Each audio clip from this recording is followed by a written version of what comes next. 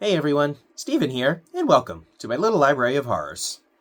Well, I finally have some time to sit down and record something.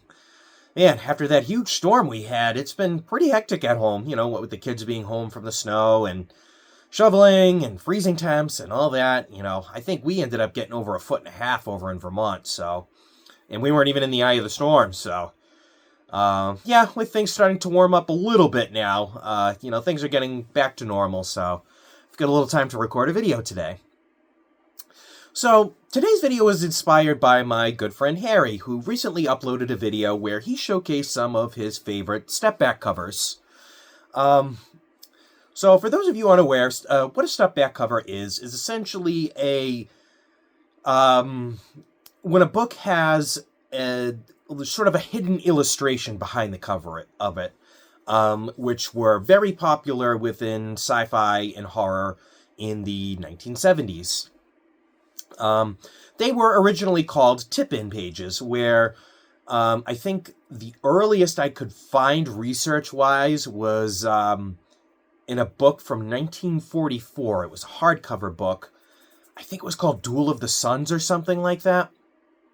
But essentially what it was a piece of paper that publishers would put into the book after it's been finished and put together and everything. It was a different kind of paper, often used for, putting in the author's signature or illustrations, things like that. But yeah, it was oftentimes put in after the book was already printed and completed.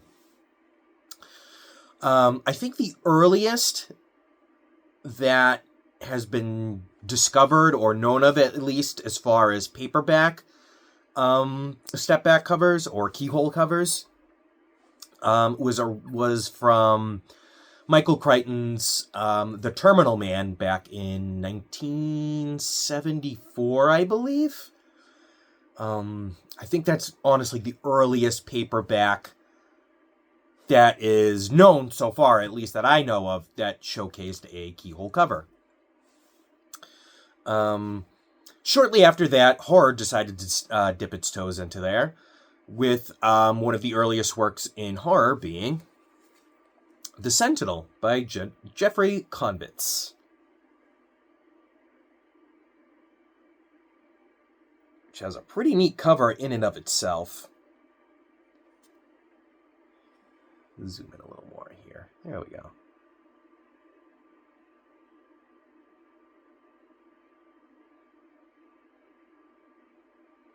So then we'll go ahead and open up the first page here. There we go. Definitely pretty awesome. Nice that there's a little hole where I can see where I'm scanning this as well. But yeah, that's definitely pretty sweet. Yeah, publishers often use this sort of as like essentially a gimmick to get readers to pick up the book and buy it. And it was a little more enticing, not just the cover, but a little more of what the story within holds. I know that also around the same time, publishers wanted to get women more into horror, hence why V.C. Andrews' Flowers in the Attic had the Keyhole cover that was originally used, again, not only to entice readers to buy the book, but also to kind of broaden the audience of horror readers from pretty much strictly men to include women as well. But yeah, haven't read this, looks pretty cool. I know there's a sequel, The Guardian, which I have as well, but that does not have a Keyhole cover. So next up is a pretty interesting Stepback cover. This one was printed in, let me check here,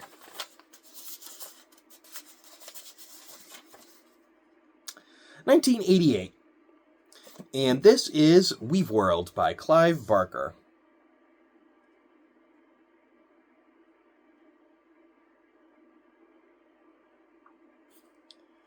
Go ahead and take a peek at what's inside.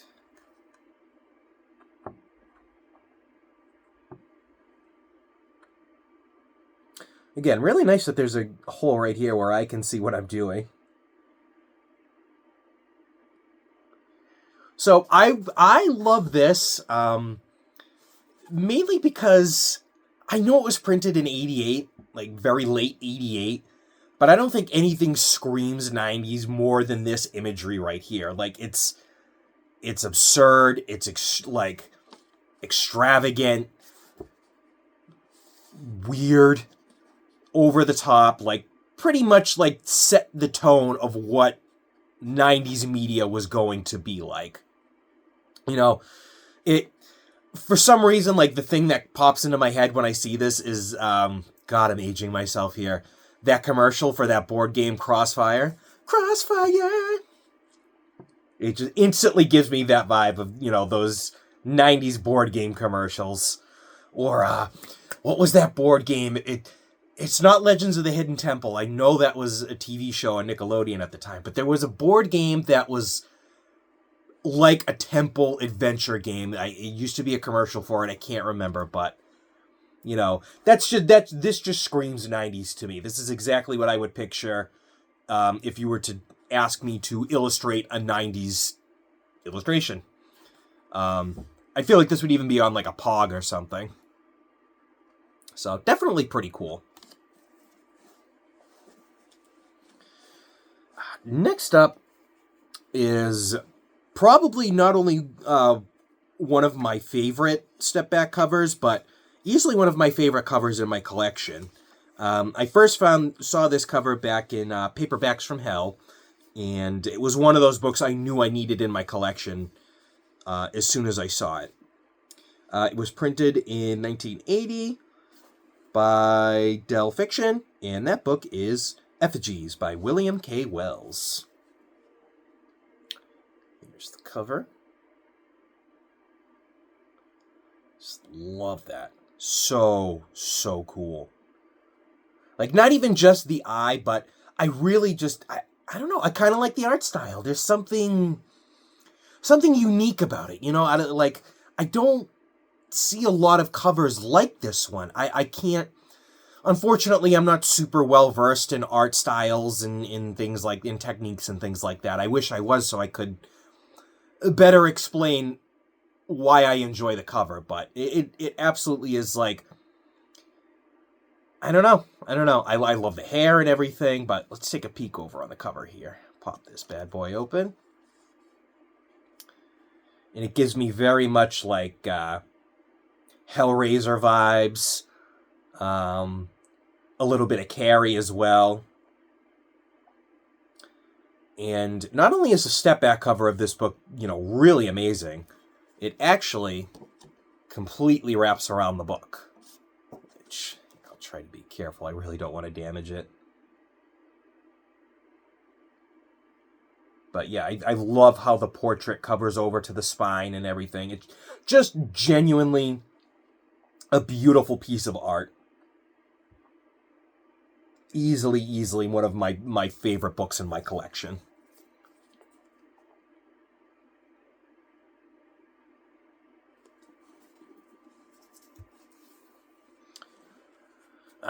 Let's see. Next up, not technically horror, and I did actually recently pick this up, so you will see this again in a future haul video, so a little bit of a spoiler there. Yes, haul video is returning. I'm super excited to show you guys, but that's for the future.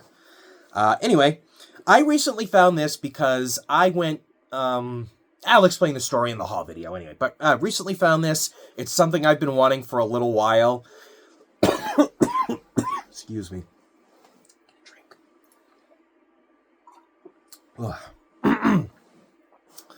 But, yeah, it's not horror, but it's definitely a book that when I saw posted, again, it was one I knew I needed for my collection because the cover is just insane. And, but yeah, anyway, this book is called Einstein's Brain by Mark Olshaker, or Olshaker, whatever. But just look at how freaking awesome this cover is.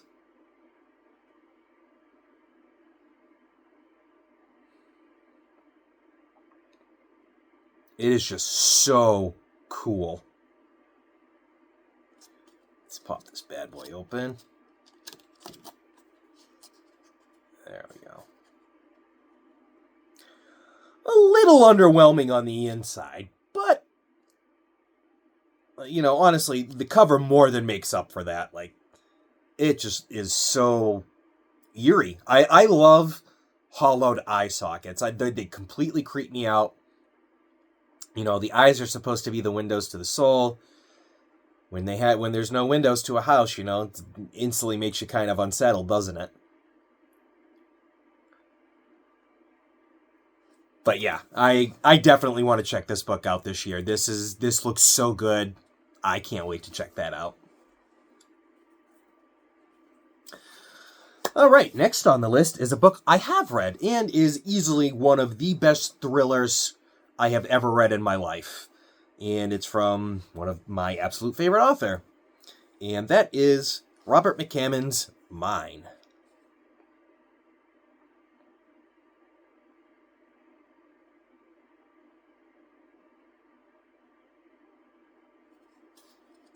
Pop this open. So, essentially just kind of a rehash of the full cover there.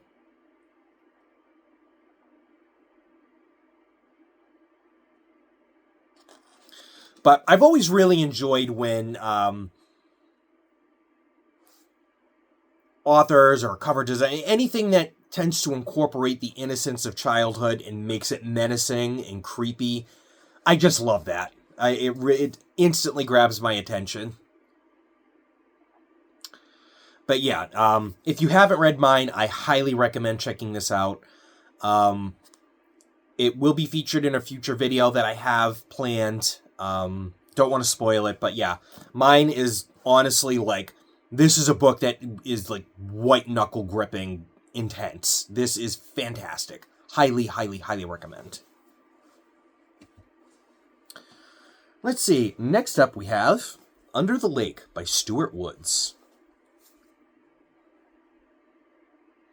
I actually originally purchased this for the cover. I think it's absolutely beautiful. I love this cover. Absolutely love this color. You know, again, it's got a house on it. You know me, I'm a big sucker for houses on my covers. Love the skull and the reflection of the house. Like, I just think that's like a really brilliant detail. But yeah, I did not know this actually had Stepback art until I got it in the mail. Which, again, a little bit underwhelming, but still. You know, I really wanted to showcase books that Harry hadn't in his video. I think it would have been a little redundant to kind of just go over the same books that he did, because, you know, him and I obviously have similar taste in what we like for covers, so kind of wanted to show what else was out there.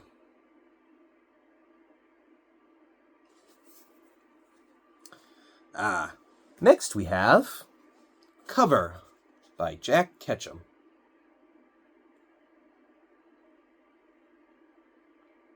I really love this one because, like, the actual cover of the book is, like, only half of the book's length. But when you open it, you get this really wonderful painting on the inside. Oh, and it's like, it looks like kind of like, I don't want to say a cheesy painting, not in the least bit, like, but it makes a lot more sense once you've read the story, like, how impactful this painting, like, just this scene is that it's portraying. It's just like, oh. But yeah. I do have a review of this book up on my channel. I'll have a link to it down in the description down below. As well as I will have a link to Harry's video down in the channel, in the description down below. Definitely be sure to check his video out as well. But, yep, I've reviewed Cover, so if you're curious on my thoughts on that, definitely go check out the review. Let's see, next we have Lost by Gary Devin.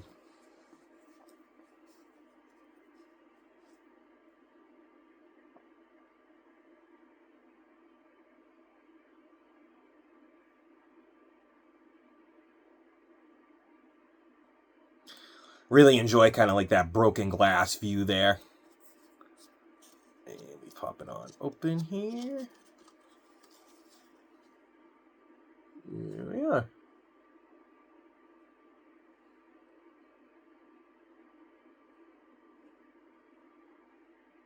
Kind of reminds me of like E.T. for some reason.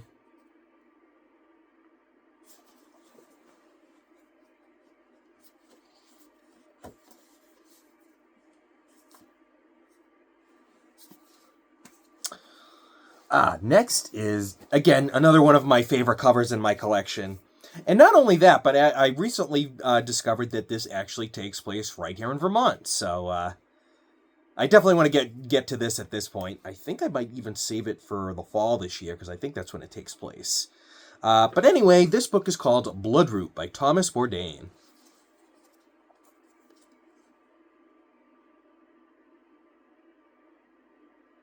Love, love, love the cover.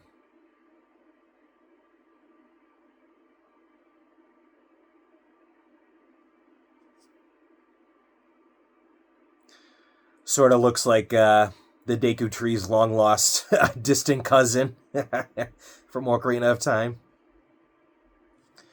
Alright, let's pop this bad boy open.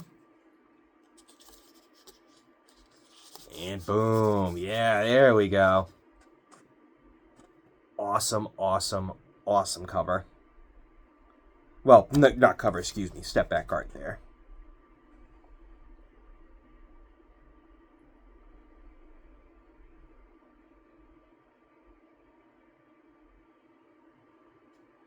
Yeah, this just seems really awesome. It's got tree-worshipping druids, a bloodthirsty tree. It just seems like genuinely an overall really good time. I can't wait to check this out. Next up, we have Psycho 2 by Robert Bloch.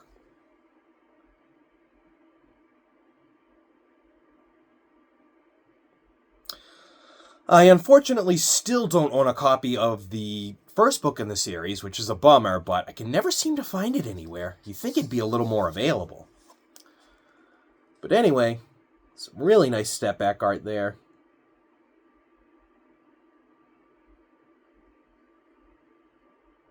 It kind of reminds me of that book, The Sibling. Like, I definitely get the same art style from this book. But how is Psycho 2 for those of you that have seen it? I've only seen the original, and I love it. I think it's fantastic, but I don't think I've ever... Is there a sequel movie? I don't know. I'm not super well-versed in movies. I kind of want to change that this year, honestly. I kind of want to delve more into some classic horror movies that I haven't seen. So, yeah, if you've got any suggestions, feel free to leave a comment down below and let me know what some of your favorite classic horror movies are. Funny enough, excuse me, yesterday my cousin actually, I was at a family dinner, and my cousin just showed me a trailer for a B movie that he watched called Exists, which is a found footage Bigfoot movie, and just from the trailer alone, it looked awesome. I can't wait to check it out. So, yeah. Alrighty. Next up, we have The Death Stone by Ken Yulo, which I believe is the second book in the series, in the trilogy. I'm pretty sure this is a trilogy. I think I have the first one. I can't remember the name of the title off the top of my head. I want to say it's like the Brownstone Building or something, or the Bloodstone Building, something like that. We pop it open. And just a really, really awesome painting in there.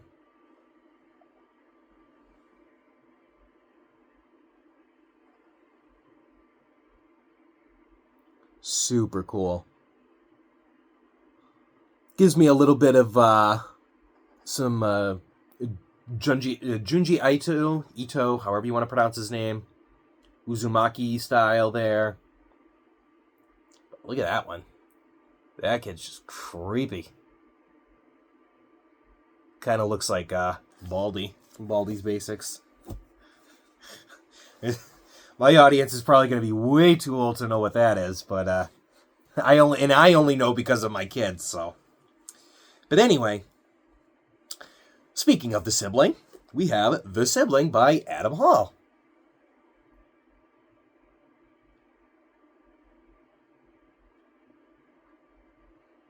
This was actually one of the first books I added to my collection when I first started collecting. I really enjoyed the cover because I think I really love the art style on it. I think there's just so much attention to detail. Like the hair is probably one of my favorite parts of the portrait. Like it blends in enough to where it almost makes her feel like she's floating in the cover, but you can still see it and get a feel of how she appears. So, I really enjoy it. And then when we step back here, we get...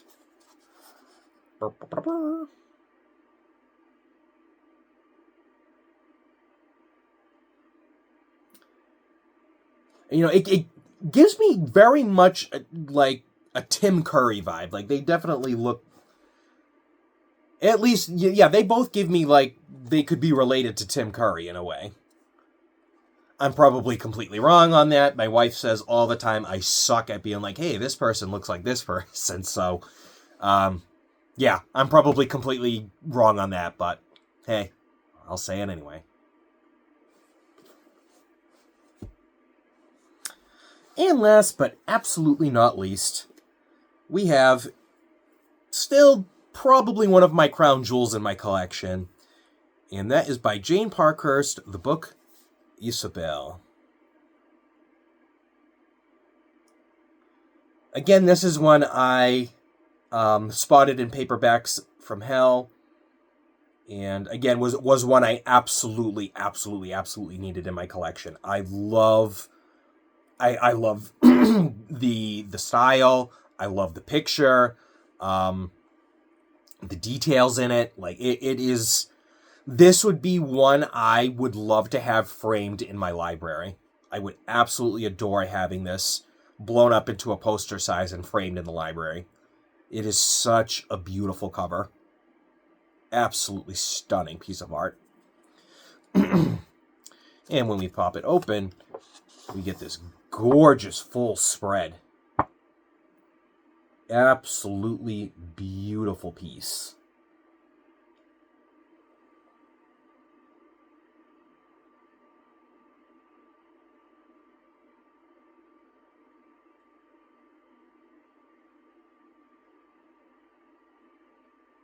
Yeah, just absolutely incredible piece of art there. I'm still like, just brings me a huge smile to know I finally have this in my collection, so. Oops. Don't want those falling over. But yeah, so that's some of my favorite Stepback / Keyhole cover arts in my collection. Yeah, a lot of interesting ones, some alright ones, but like I said, I kind of wanted to showcase some that were outside of what's already been shown. So yeah, that's going to be it for me today, everyone. A little bit of a shorter video this time, but nothing wrong with that. Thank you all so much for watching. I genuinely really appreciate it. If you've made it this far, you're awesome. If you haven't made it this far, I still really appreciate you giving me just a little bit of your time today. But yeah, be sure to check out Harry's video on this subject. As I said, I have a haul video coming very soon. I have 2 reviews coming up, and a very, very special theme for the month of March that I'll be doing a couple videos on. I'm really excited about that. I won't say much now, but if you are curious about what it is, be sure to check out the YouTube channel. I can't remember her full name. It's called Infinite Text, and there's some numbers, but I'll be sure to leave a link to her channel down below as well, just in case you want to check that out. She does wonderful booktube stuff. But yeah, lots of stuff planned for the channel. I'm really excited to be getting back into the swing of things here now that I'm able to actually afford buying books again, and coming up with some new ideas for you guys outside of doing reviews. As much as I love them, I want to bring some variety to the channel. But that's enough rambling for me today, everyone. Thank you all so much, and until next time, be kind to yourselves. Later, everyone.